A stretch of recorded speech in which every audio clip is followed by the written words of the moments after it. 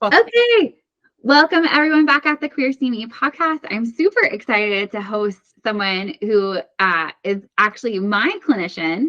I'm the client or patient today, which they can't tell you, but I can tell you. So that's super rad. And Mollie, I'm going to let you introduce yourself. Yeah, hi. Thanks so much for having me, Crystal. My name is Mollie Wolf. I use she or they pronouns. I am a white, Jewish, cis femme-ish, queer massage therapist. I generally use the word body worker instead of massage therapist because people have a particular idea of what massage is, and I do something a little bit different than that, which we can get into a little more later. But yeah, you can use either word to describe me. Yeah, thank you so much for sharing some of your identities as well. And this is ironic. I did not know you described your gender as cis-ish in all of our work together. So that's super rad to hear.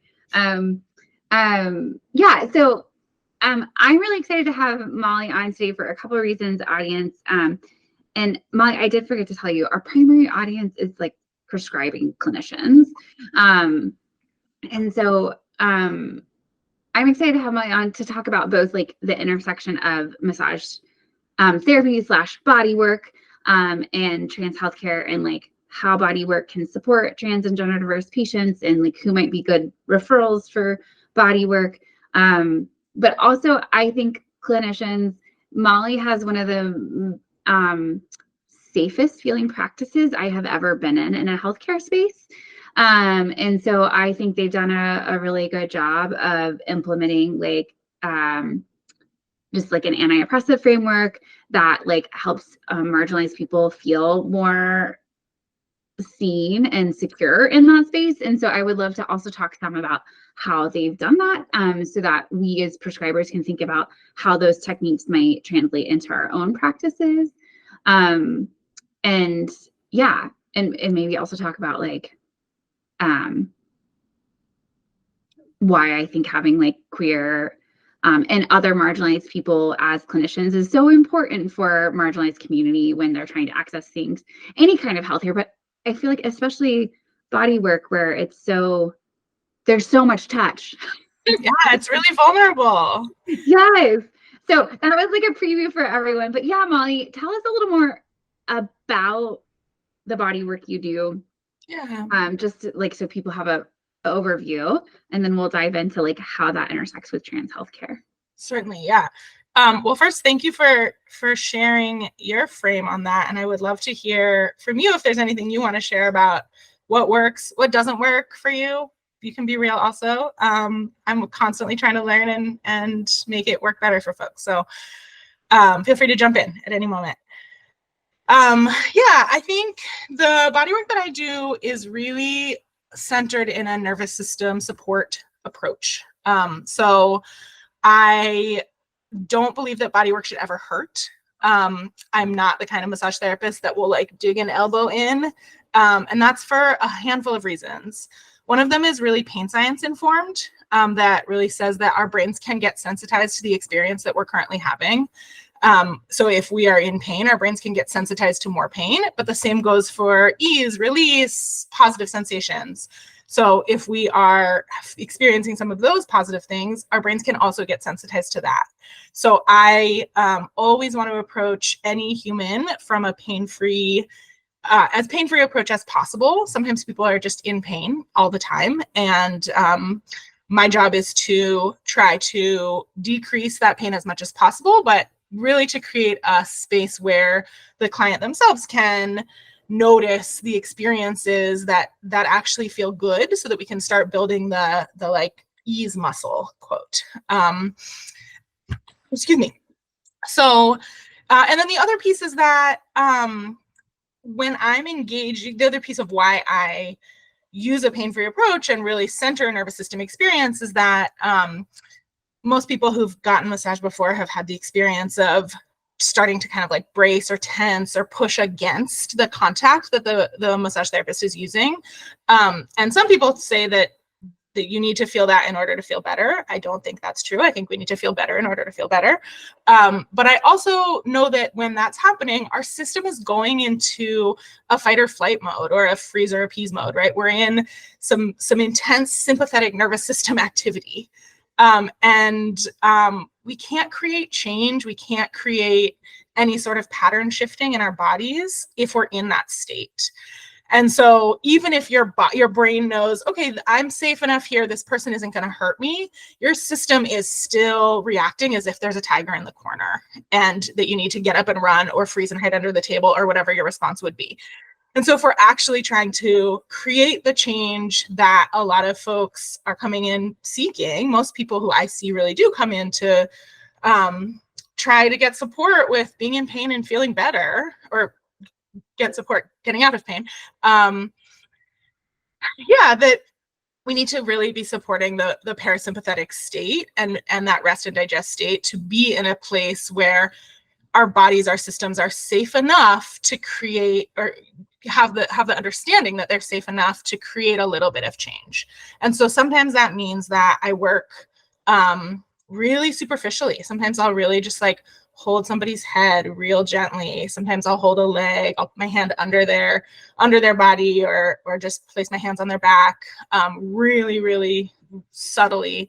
And sometimes it means we can get pretty deep, but at the pace of their body. So if I'm trying to kind of push past the depth, the positioning, the pressure that somebody wants, that's me saying, here's what I'm trying to do to you. And that's not the kind of work that I do. I really facilitate and support somebody's body to release whatever it's holding at their own pace, because that's the only way that change really happens. So every session really looks different.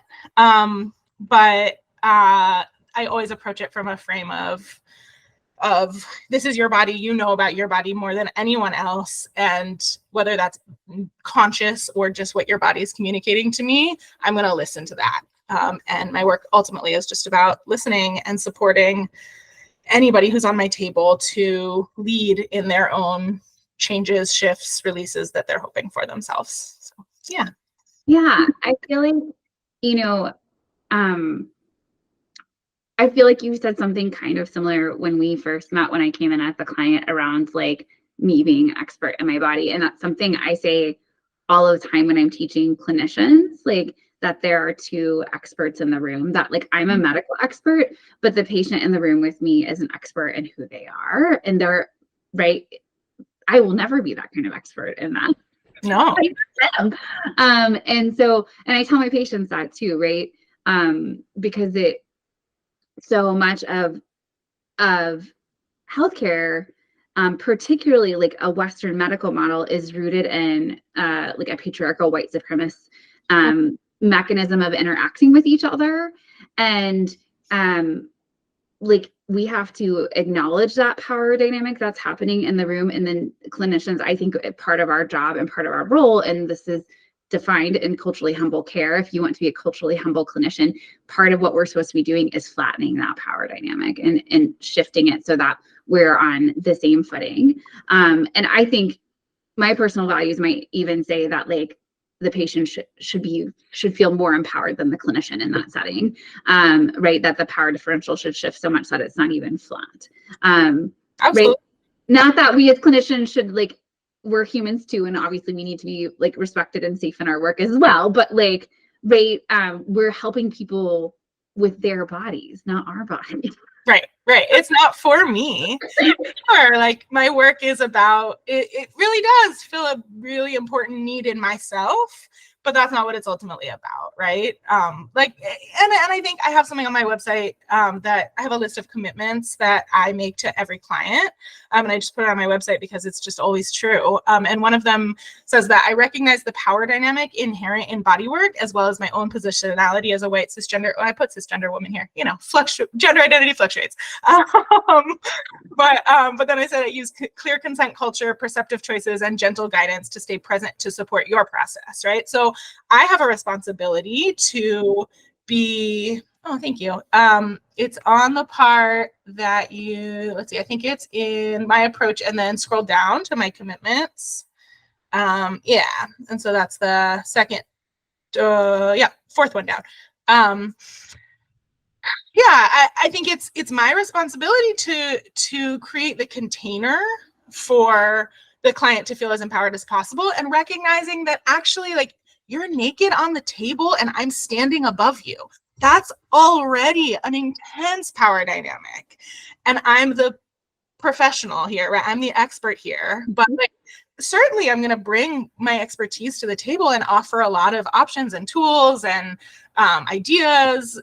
But none of it is really none of it is going to change or shift unless somebody is on board with it themselves and wanting it themselves and feels enough power in their own sense of just their own connectedness with their body, their own connectedness with their choices, all of these pieces that allow them to really take ownership of the space. I have a piece of art in my room that says, what does it say on the top? It says, autonomy in my body, in my person, in my health. Not in my person, in my body, in my something, in my health. Anyways, that is very much a guiding principle that I use, that like, it's my job to create the container and to offer the options. And it's about letting the person on the table really be in charge of their own body and space. And that's something that so many people of all gender identities, of all racial backgrounds, of all kinds of positions in the world struggle with, and especially with queer and trans clients, with chronically ill folks, with folks who have been pushed to the margins of the medical system, have not been taught or shown that they get any agency. And we know this, right? And so a huge piece of working with folks who are marginalized and oppressed is just getting out of the way and really saying, this is not about me. This is me here to support you and offer and support you building your own toolbox. And that's the best way that I know for you to feel better. Yeah. And I want to say, like, some of the things, right, that like when I was looking, and we'll circle back to like the intersection of trans healthcare and massage therapy and body work in a minute. But I just like kind of deeper diving into this like anti-oppressive framework conditions. I mean, I've had like, I don't know how many massages in my life, and it's just never been an experience that felt useful to me. And when I've been having more chronic pain related to, I just think being like queer and gender diverse and like moving through a world that says I shouldn't exist. I think I told Mollie this story already, but I'll tell you, clinicians, I felt a little bad. I went to see my PCP, bless her heart, and it was like, what are you here for today? And I wrote neck pain, and that's all I wrote. And then like I got into the room with her and I was like, I know it says neck pain, but I think what I'm here for is 35 years of trauma as a queer femme person lives in my neck. Totally. It's like, great. Do you want to do some therapy? I was like, no, I just want my neck to feel better. And like, what's actually really beautiful, the gift that I get the gift to me is that I get to support people in physically feeling better. Like if somebody comes to my table and says, yeah, I have neck pain, I say, awesome, here's a beautiful entry point for us to start working on your neck. And then we get to go from there towards, oh, maybe this is connected to the way that your diaphragm is moving or not, the way that your ribs are sitting, the way that your pelvis and your diaphragm are in connection with each other. What happens? Are you also getting migraines? What is triggering those things? Like all these pieces, right? And I get to start from a very embodied physical place, and I have something really tangible to start working with. Sorry, got really bright. I'm going to hold it. Yeah. Okay. Something really tangible to start working with to then get to support folks. It's not my job to do the mental health therapy, of course, but it is certainly my job to create space for people to uncover what it is themselves that they're working with that's under that neck pain, right? Right. Yeah. And I feel like it's and this is part of where I think there's such an intersection in body work and trans healthcare, right? Because we know trans people experience discrimination seeking healthcare. Almost one in two trans people in the reports of discriminatory experience seeking trans healthcare in the past year. And those numbers increase if you have any intersectional identities. So if you're fat and trans, if you're Black and trans, if you're disabled and trans, right? And then You And know, how many trans people are not something else also? yeah, Very few, yeah, right? right. And then, you know, and then we also know that like trans people experience intermittent partner violence at higher rates than our cis peers, right? And we also know we're 4 times more likely to experience violence in public than our cis peers.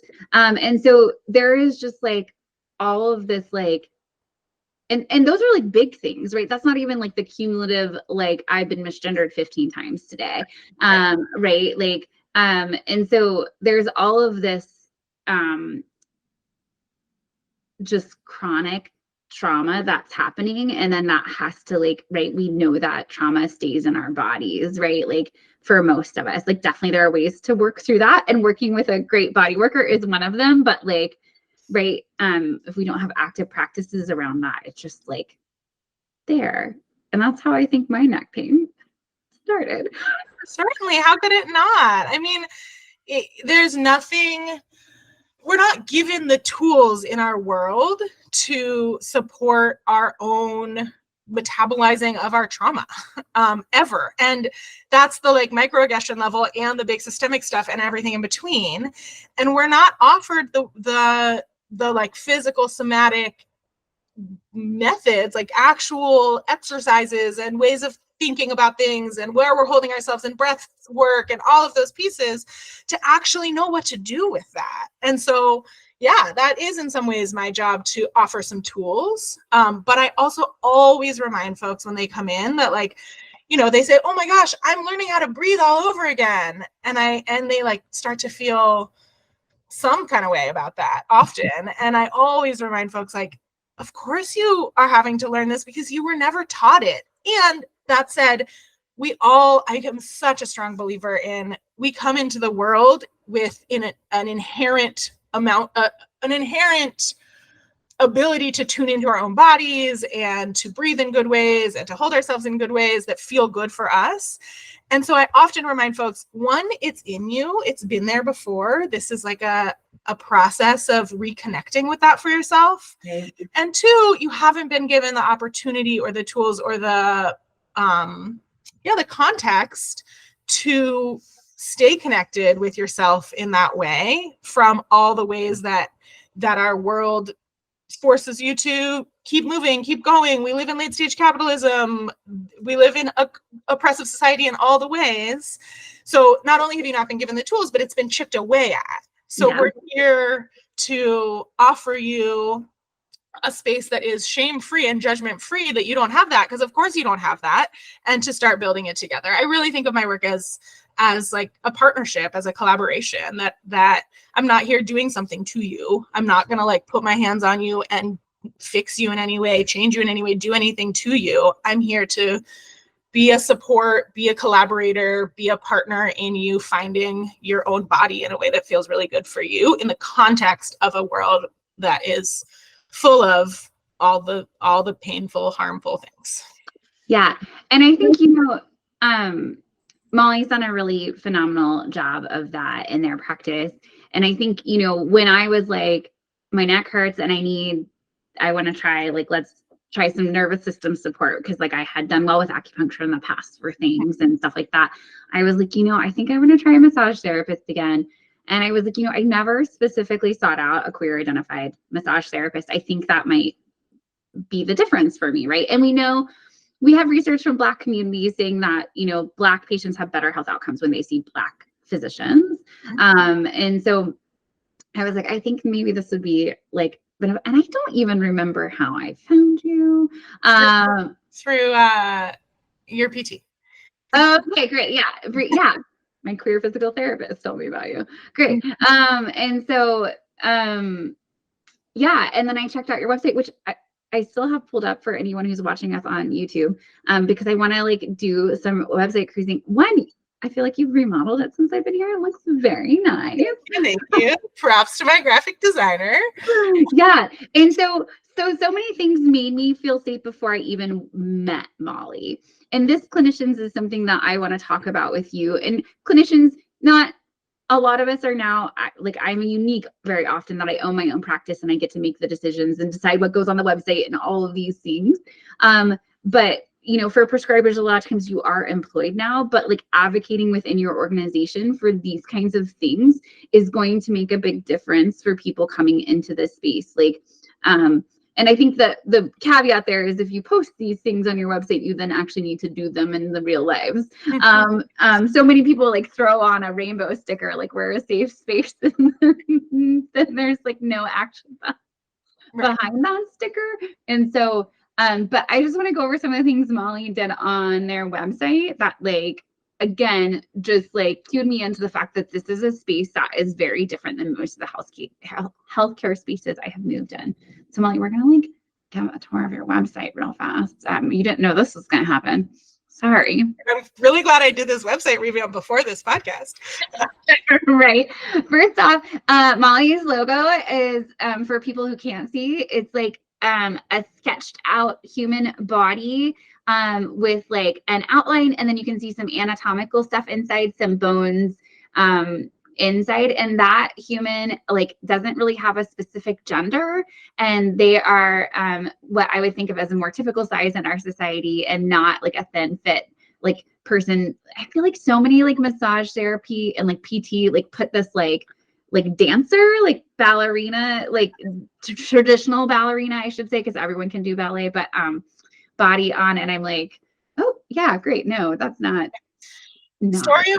Quick little story about my logo, actually. First off, shout out to McKenna O'Keefe, who designed this logo. She's a brilliant queer graphic designer who is super fat positive and all about bodies in really beautiful ways. Actually used to be what is it called when you create drawings for biology textbooks? Oh, like a science illustrator or medical illustrator. Like an anatomical drawing. Yeah. So she was a great fit. And she very intentionally, we worked really hard to create this logo that like there's some fat rolls on there. There's some like squishing butt on there. There's some like real human things. And that was very intentional. And then I went to create my sign with this logo that went outside in front of my treatment room. And I don't think it was intentional, but I think what ended up happening for like art, or for just getting the logo and the image to fit on the sign, is the sign everything got squished in. So it actually made the figure on my logo thinner. And I didn't quite notice at the beginning. And I went to my graphic designer and I was like, something looks different. What's going on? And she said, oh, they actually made the body skinnier, which first of all was not okay with me in terms of messing with her art.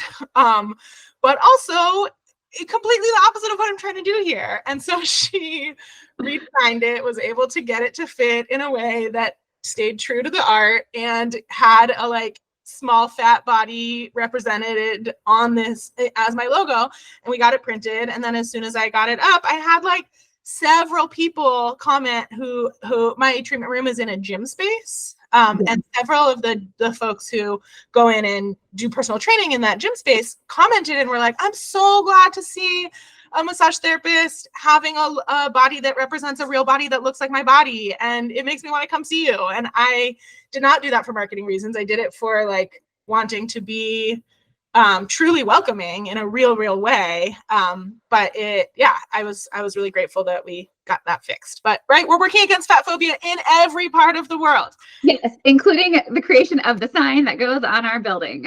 So that's super rad. And so other things on Mollie's website, when I found them was you had up, well, and now you have this like really great tour of your approach, where you do talk about exactly kind of the orientation you gave our listeners at the beginning, that like you don't think bracing or guarding is conducive to beneficial nervous system support.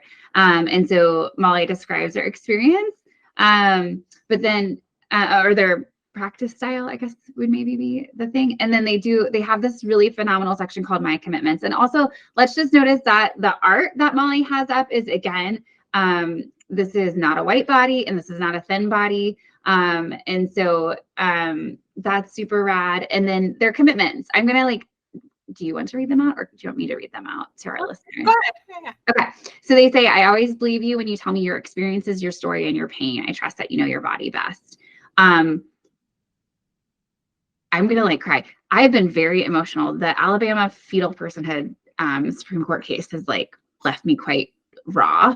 But I just think like how many marginalized people have been dismissed by our clinicians, have been told that we're wrong, have not been like believed at all about our experience. And I feel like this one hits me especially hard. So like, we obviously know this happens to trans people. We know this happens to fat people. We know this happens to Black people. I'm also a person in recovery. And so anytime I have a pain presentation and I'm meeting a new clinician, it's out the door. Like, they think I'm just there for opiates. They think I'm just there for narcotics. They don't even bother learning that I've been in recovery for over 10 years. Like, you know, and so just no one believes me about that ever. And so I think just like having that commitment that like, I always believe you when you tell me about your experiences, your story, and your pain is such a beautiful statement. And then Mollie's next commitment is that I honor your gender identity and pronouns always. I do my best to never make assumptions about your body, your experience, or your identity. So already setting the stage to welcome trans and gender diverse people immediately. And then I never comment on your weight or your size. I never suggest your body weight is the cause of your pain. And I always welcome you exactly how you are. And so specifically calling in the fact that we come in all different shapes and sizes, and that all of them are valid, and that you're not going to talk about weight in a way that is traumatic or harmful to people. And I think that's like so powerful. And then they already read the one about recognizing the power dynamic. Really quick to the weight stigma piece. Yes. I mean, I think that comes from personal experience and experience of a lot of people in my life, where like, it's not just that like talking about weight can be harmful, which is true. It's that people get so explicitly targeted and not given care. First of all, not given care. And second of all, blamed for their own pain in their own body because of how their body is, which is like so counter to what I believe about humans and the world, but also to how I believe I need to be as a practitioner. That like,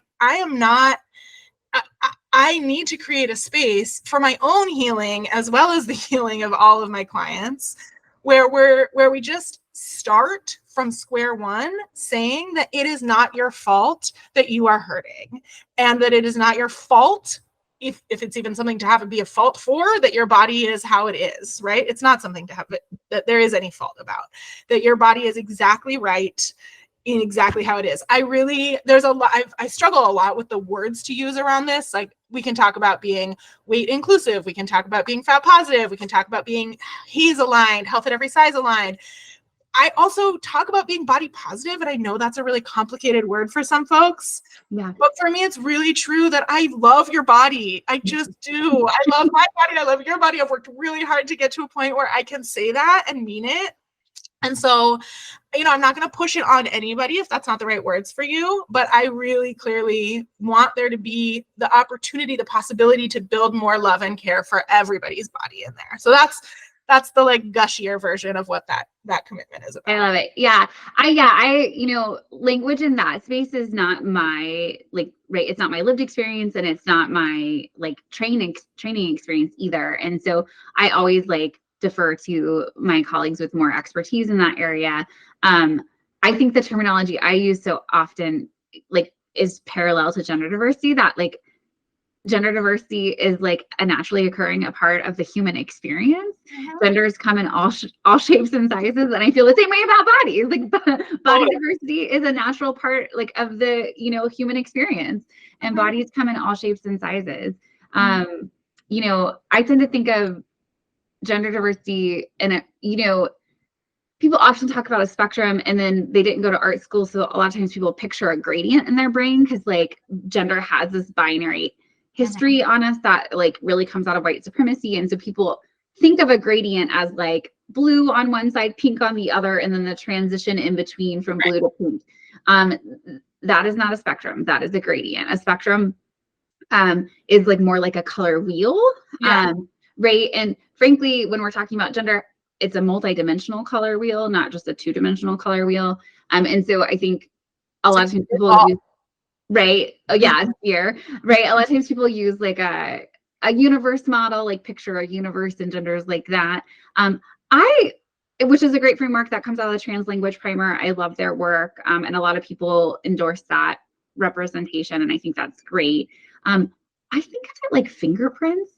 That's like the structure and like work that fits in my brain. And I kind of think of this the same way for body diversity as well. Cause like we're all unique. Like we all, like a lot of us have like the same structures creating something, right? Like, and in fingerprints, it's like, you know, in fingerprint classification, they talk about the whorls and the like if you can, you know, if you watch too much CSI, right? But like it's all these similar patterns creating something entirely unique to that individual. And that's how I feel gender is. And I also feel that way about body diversity as well. Like no two bodies are exactly the same. Like they're, you know, and no two, I would argue that no two genders are exactly the same, even when we have the same labels for them, even when we say I'm, you know, a cis female, that what that means is different things to different people. Totally. And different things to the same person on different days. Yeah, right. And so I think about it in this like fingerprint framework, and I think the same thing about like body diversity. And I think, you know, yes, there's a lot around body positivity, like in the language that people are really nuanced, and we want to reflect the language that works for our patients and clients. And like I often just try to say like, you know,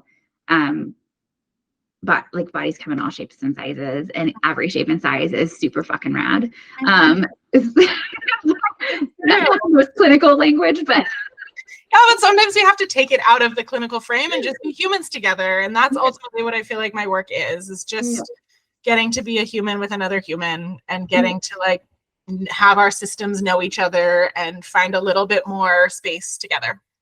Yeah.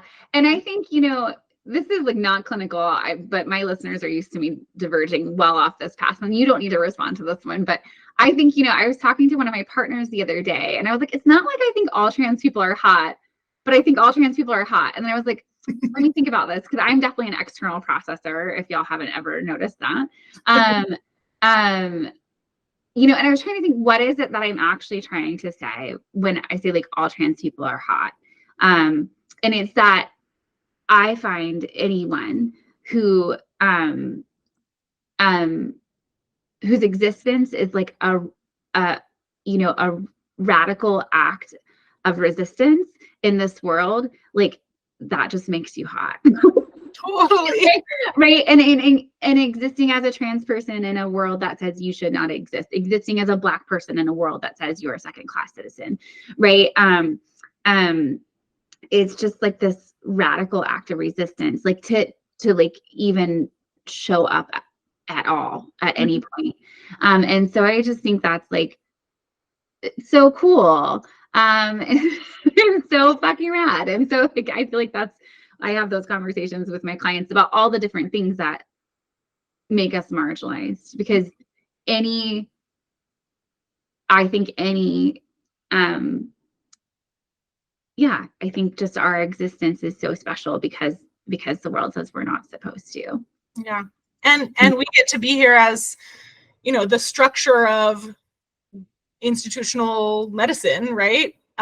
Gives us there's a lot of things that are really hard and harmful, and it also gives us an opportunity, because people have to interface with the system, to just be a force that is present and caring and loving towards that, to celebrate that, which is like sounds so cheesy, but it's so what's in my heart. It doesn't sound cheesy at all. I think it sounds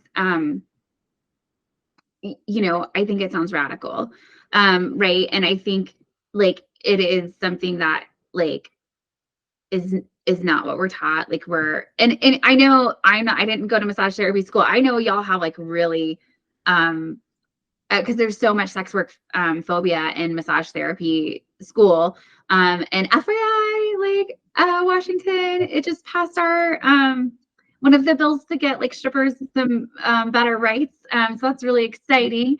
But yeah, FYI, sex work is work, and sex work should be legalized, and sex workers should be supported. And if you don't agree with me on that one, you should really think about what you're doing in trans healthcare, because over 70% of us have done sex work at some point in our lives. And so, but we have such like, we're trained as physicians to like really have this like demeanor that we bring into the room, and we're trained not to self-disclose, and we're trained, you know, really to have like this persona that doesn't feel very authentic to me. And again, every clinician finds like the fit of that is right for them over time and in practice. But like for me, when I think about being a culturally humble clinician, part of what that is in like deflating that power dynamic is also allowing myself to be a human in that room. Because like letting my patients see me as a human helps them not put me on a pedestal as a clinician. And I think that's important. Yeah. I mean, I'm not going to do good work if I'm going through the motions and being a robot. That's not why people take their clothes off in front of a random stranger, obviously draped. But, like, they don't put themselves in a vulnerable situation to get like a mechanical, just like a rote procedure, right? Like I'm only going to be able to do good work if I can bring myself and my own, you know, whether that is disclosing pieces about myself or just like operating from a space of connection and caring. You know, to certain clients, I do find I share pieces about my own life. To certain clients, it's really important that I don't.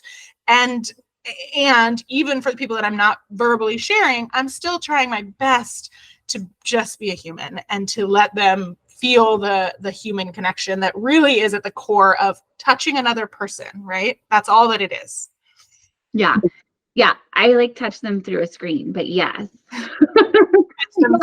And I think, you know, Mollie has back to Mollie's website, the other commitments are about understanding that we hold our history in our body, and that we might have an emotional experience while we're having body work. And that they'll, you know, Mollie says, I'll never see your body as a problem I need to fix or a formula I'm trying to solve. I know you're not broken.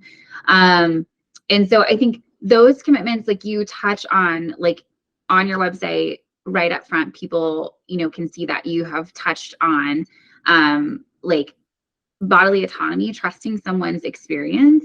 You've touched on like gender inclusivity. You've touched on size inclusivity, and you've touched on a power dynamic, which speaks to you know, all of the racial inequalities and socioeconomic inequalities that exist in our society. And so I think that for me, when I was like looking for a massage therapist, was a cue that this might be a space that felt different for me than every other massage therapy space I've been in. And then you have people talking rad things about you. I think I want to go, one of the other things you did on your website really well, I think it might be on your what to expect page, is accessibility information. Yeah. And so on Mollie's what to expect page, Mollie talks more about their approach and her like style. But underneath, lower down is the accessibility. Yeah. And then how to get prepared.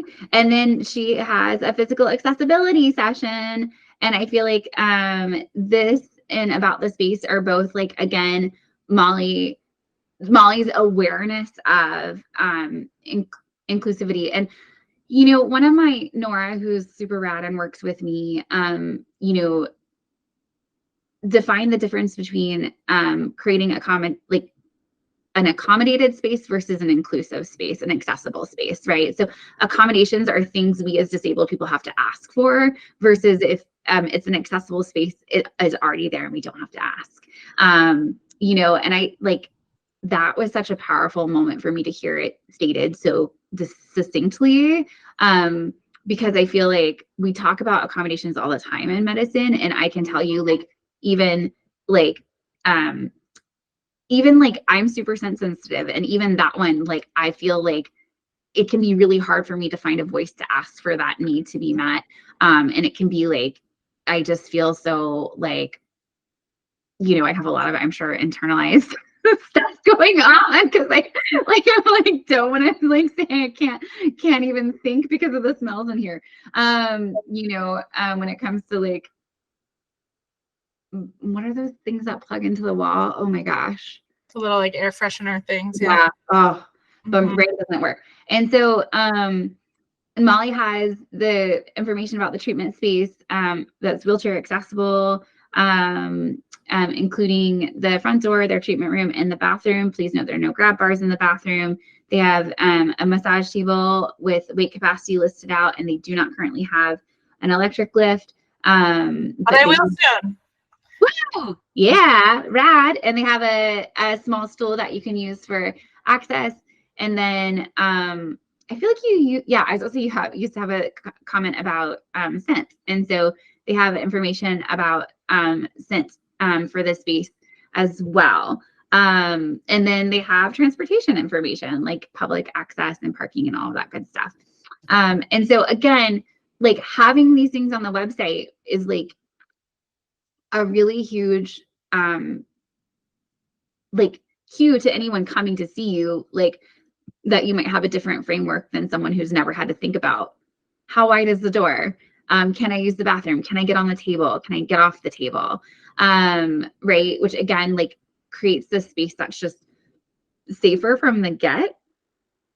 And then Mollie, also you control your own schedule, which some of our clinicians who are listening don't have that ability in quite the same way. But I always encourage you to advocate with your institutions and organizations to try to get some freedom in that. And I think one of the things you do with your schedule, Mollie, is like create time before and after massage. And so Mollie is like really committed to you having the 60 or 90 minutes on the table. And so you are also booked for like I add 15 minutes to every session. So I do 75-minute sessions for my regular session and then an hour and 45 for my long session, because I really want to hear where you're at on that day when you come in. And, I'm not going to just say, hop on the table, I'll get right to it, because I don't know where you're at on that day and what you need on that particular day. So I want to hear what's going on with you. Some people have a lot to say, some people don't have a lot to say, but creating the space for it is really important to me. And then an after check-in too is really crucial, just to say, what are you noticing in your body? Back to how are we building the muscle of noticing the good stuff? Also, I don't ask you how are you feeling after a session, because I care. I want you to feel better, of course. But more important is I want you to notice what's feeling better or worse, if that's what happens. Sometimes people have adverse reactions to treatment, and that's part of the picture also. And I always want you to tell me that so that we can work with it next time. So I can give you some ideas for home care, so we can learn about what worked and what didn't work for your body, so we can do better, so that your body can feel better. Very intentionally build in some time before and after. And then I have a little bit of a gap. So, some people are out the door right at that time. Some people are not. And I get to know folks. I get to know, is this somebody who is going to rush right off? Is this somebody who needs to linger for a little while? And I can build my schedule around it. And I feel really grateful for the autonomy that I have to do that.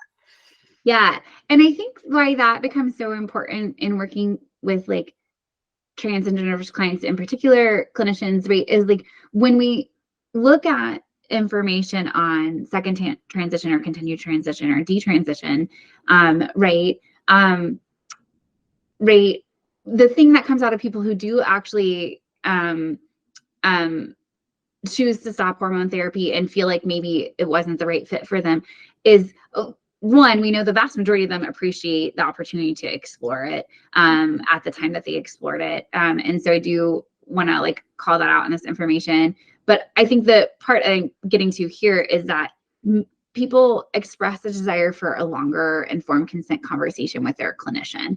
That does not mean they need 17 sessions with a mental health provider to like confirm that they are trans enough for care, right? It means that the prescriber needed to have more time with the client or patient to say, these are the ways in which this hormone or this medication or this treatment intervention is going to affect your body.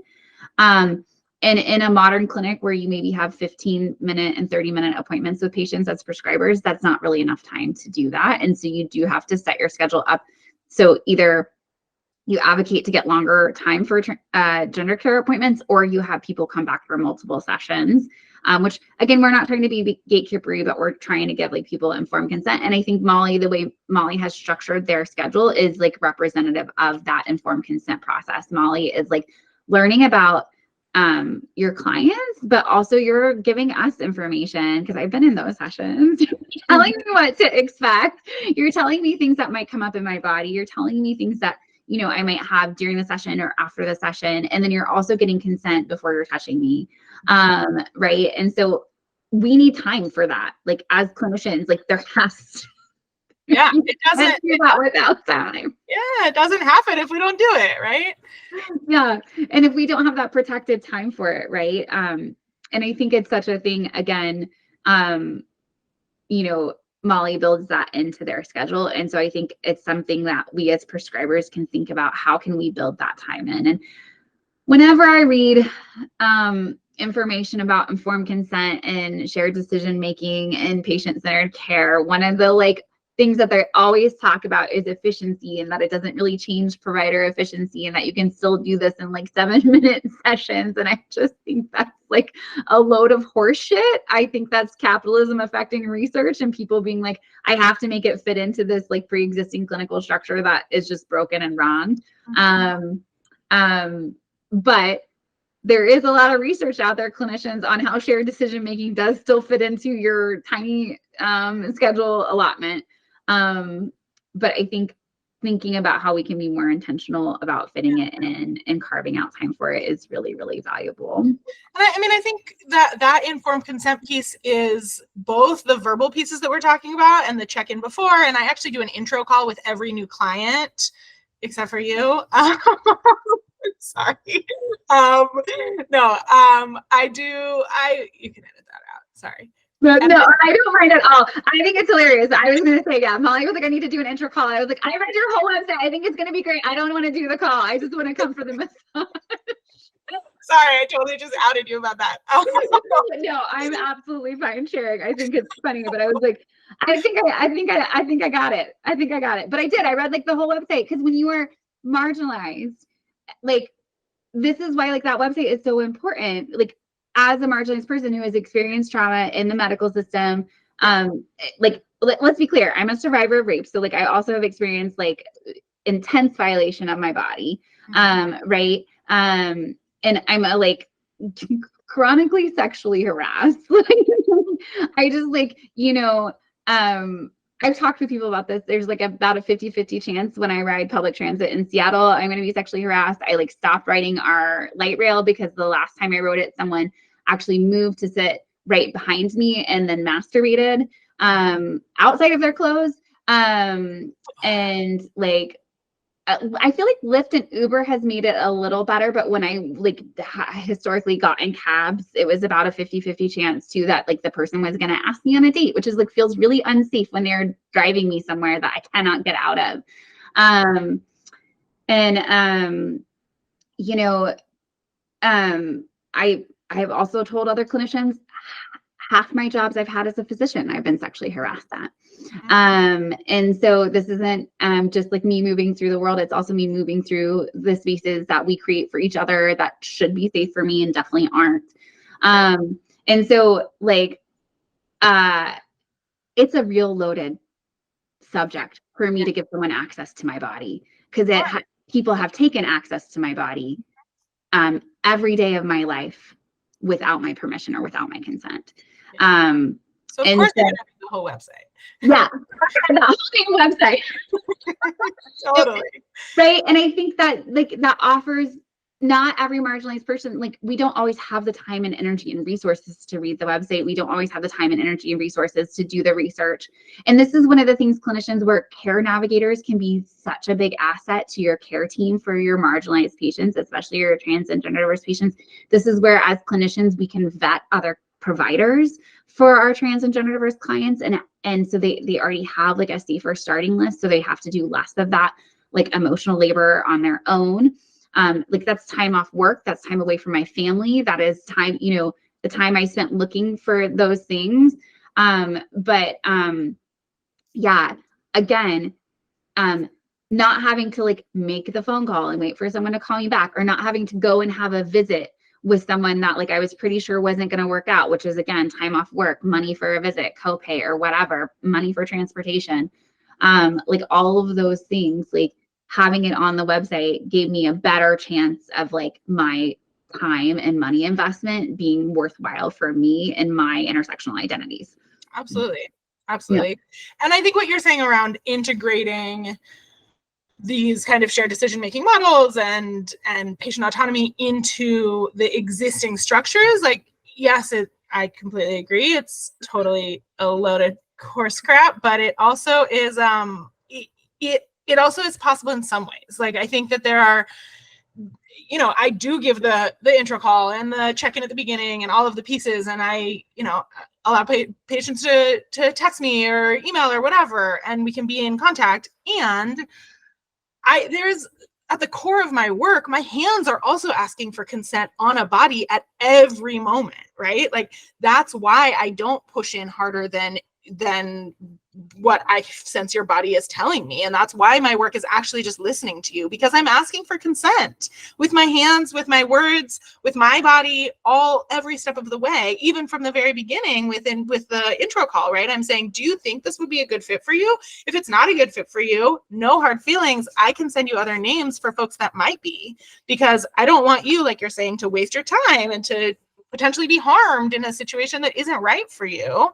And so, yeah, I mean, I do think at the core of what we're trying to do as trauma-informed practitioners is be in consent at every moment and know that it's a choice at every moment, and that somebody can get up off the table at any moment and say, I'm done, this isn't working for me, and I don't need to know why. But also they can flinch their shoulder and I can say, oh, that's not the place you need to be working, I need to move down to your feet, or whatever it is, right? And so being attuned, listening as much as I can is going to help me give the best care I possibly can. Right. And I think I love, you know, being in consent at every moment. It's like trauma-informed care is such a beautiful practice, and like so few clinicians, like I think it's a word we toss around a lot, and so few of us actually like know all the tenets of trauma-informed care. And I actually did a podcast interview with another clinician about consent-based care. I was like, I want to talk about consent-based care. And we got on and he was like, okay, I looked consent-based care up before we were doing this episode and I couldn't find anything. I was like, yeah, I just made those words up. Like, yeah, I haven't ever read a research paper on it. It's just the concept in my own brain. right. Right. But this is one of the things that I love about teaching and I love about doing these podcasts is like, I get to hear the concepts that other clinicians have made up in their brains. And because like when we are independent practitioners and clinicians, we're a little isolated, and so like sometimes we might make up stuff that's a little not on the right page. And so hearing other experienced clinicians whose values are aligned with my values and who I respect and admire, like come up with similar concepts and similar frameworks, like helped me again say like, okay, that this concept is probably actually appropriate and usable and applicable and safe. Right. And I'm all of you biased people, I know there's some confirmation bias in there, but like, again, you know, clinical practice does have some art and some interpersonal interaction that is not just science-based.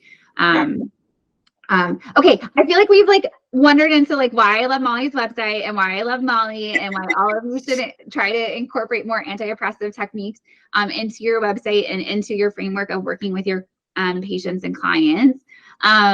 But I do want to touch base on like how we feel like body work supports trans and gender diverse folks. I want people to hear that from you. Yeah. Thanks for bringing it back. I mean, I think we kind of touched on it just around like the ways that anybody of any oppressed identity and for anybody who's been pushed to the edges of institutionalized medicine and the world holds a lot in their bodies. And like, you know, our entire life history always is in our bodies. And so what are we offering to our clients to metabolize that, to work with that so that people get to actually be fuller in their lives, right? So is it being on a bodywork table and just getting some nervous system support? Maybe. Is it actually like figuring out a movement practice that feels right for you? Maybe all of these things. Is it being in community where you're moving together? Or, I mean, I'm big in getting to move, right? Like things move through us when we move. Is it a breathing practice? Is it a meditation practice? What are the things that support our physical being to move through and kind of make sense of all the ways that people are oppressed in the world, trans and gender diverse people, especially, as well as people who are oppressed by racism and misogyny and all of and fat phobia and ableism, and all the pieces, right? And so, yeah, and so to me, it's ultimately just about the nervous system support, and I can be one way of offering some of that support. I don't necessarily think that massage therapy is always the answer. There are specific practitioners that I will recommend to more than others, certainly both because of their political frame, but also because of how they work hands-on with folks who have more trauma in their bodies, which is much more common for trans and gender diverse folks. And to be honest, I think everybody holds trauma in our bodies. I don't think that like we can't say like only trans people hold trauma in their body. Like that's just not true. So I do really think that bodywork is a one way in to support moving that trauma through. And I personally want to support in my practice offering that space for people who don't get as much access, and because other spaces aren't meant for them, right? And so bodywork specifically, and also individual practitioners specifically, is kind of how I think about how bodywork can support trans and gender diverse folks.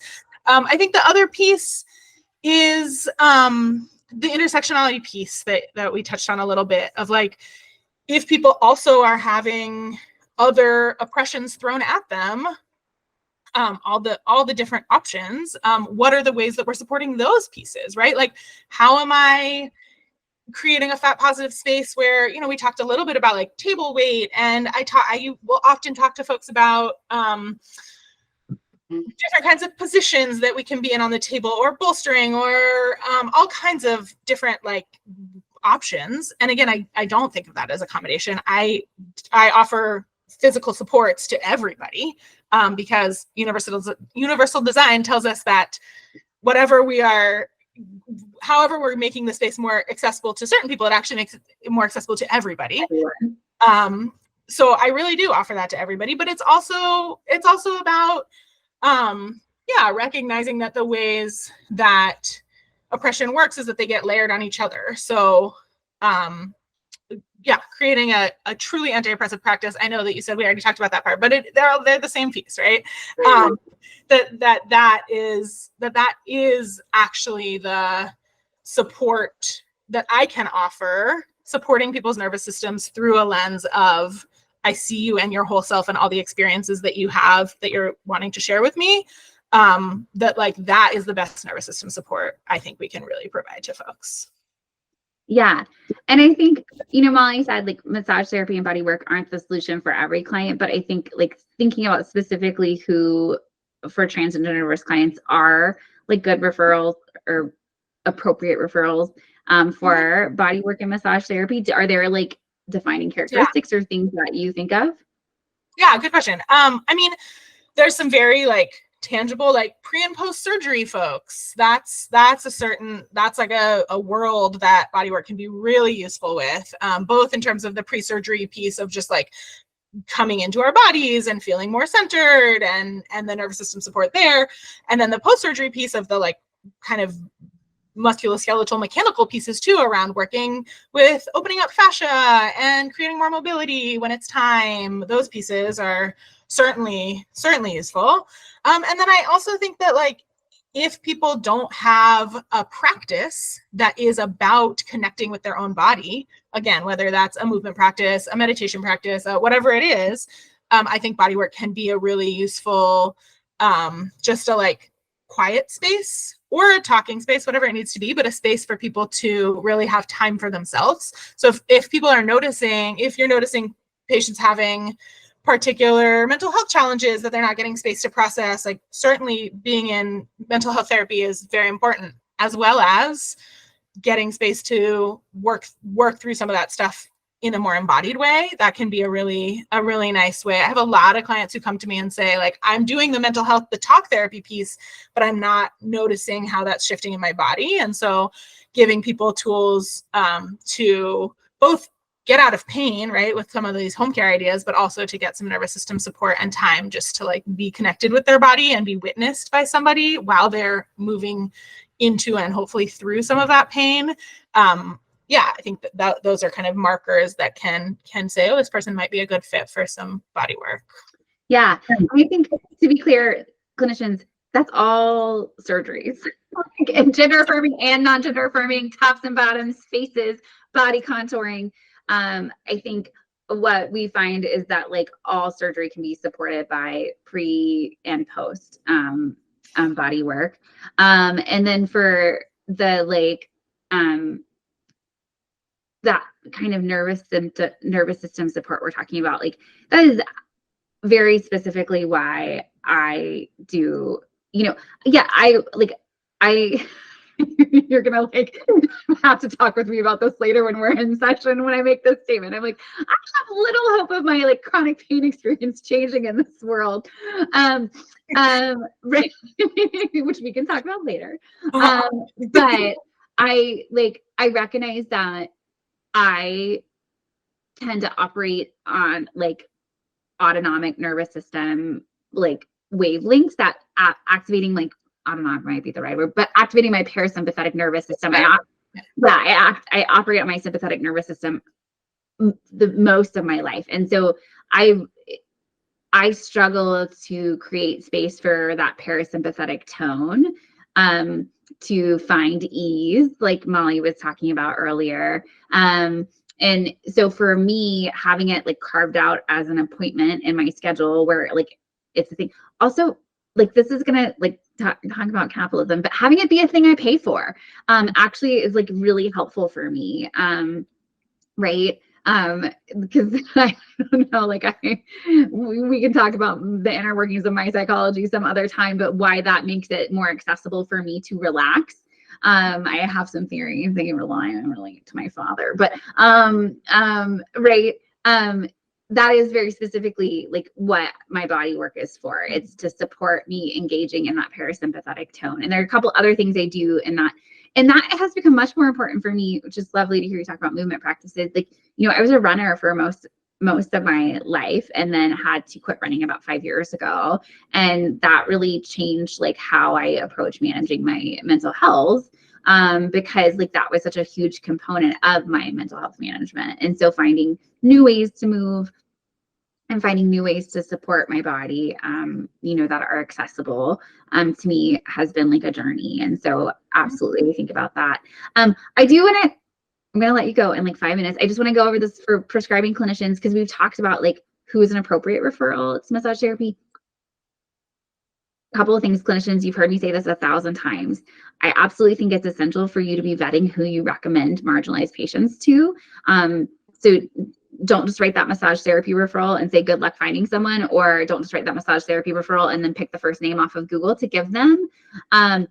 If you're going to, like, one, I recognize we all have to balance limited time and resources. So if you are going to just give them a random name, if you're going to give patients a random name, you need to be very transparent about the fact that you have not vetted that person. You don't know anything about their gender inclusivity practices. You don't know anything about their anti-oppressive framework. You don't know anything about their, like, how are they going to do with patients of size, or how are they going to do with Black patients? Like, you don't know any of that. And so we as referring clinicians, if we're not able to vet that, we need to be transparent about that lack of knowledge so patients can choose to do that research on their own if they want to. They can choose to have a support person when they go if they want to. They can prepare in the ways that they need to for that. Mm-hmm. I do think it's fairly simple to like do a like simple vetting process. I think a lot of times primary care clinicians, we ask our patients when a patient has found someone they appreciate, we ask and then we put that person on a list. For me, there's a next step to that. If someone mentions someone, I get that contact information. off the internet. And then I send them a form. And that form, I'll screen share real fast. It's self-reporting, and we're transparent about the fact that we vet people through self-reporting, right, on our website. But to be listed on our website, clinicians have completed this form, right? And it has some really basic information about blah, blah, blah. But here's where it gets like the gritty, right? So what types and how much training do you have to work with the trans and gender diverse community? How many years of experience do you have working with the TGD community? I need, that's a like duplicate question. What are your feelings regarding conversion therapy for TGD clients? This is a version of that we use with mental health providers. I couldn't find the one I used for body workers. What anti-racism training have you had? How frequently do you do anti-racism training? What is your understanding of sizeism in healthcare? How frequently do you do anti-bias training around size? What training?